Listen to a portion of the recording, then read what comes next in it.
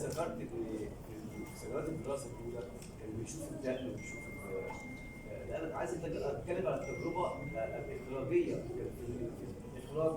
محمد كريم كان بيحمي يعني لما بيعمل افلام ريفيه كانت الصوره بيحافظ على جمال الصوره مش الواقعيه.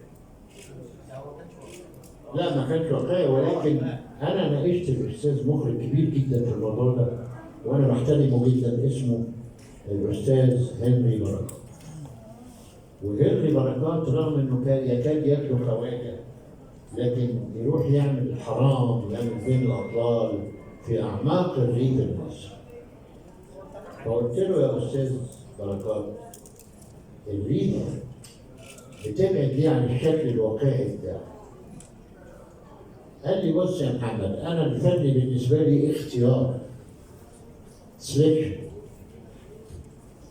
وزي ما بتروح القريه بتلاقي كومس داخل عليه جدا كتير قوي، بتلاقي عصفور واقف على الشجر. انا اخترت العصفور وما اخترتش ده. انا ليا مطلق الحريه اختار اللي انا عايزه. هو مخرج انا بحترمه جدا وبحترم مسيرته يعني بشكل. الاستاذ كريم الحقيقه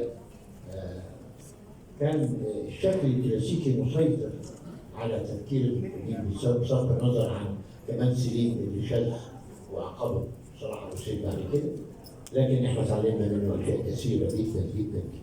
انا واجيالي المصاحبه ليا كلنا ان شاء الله.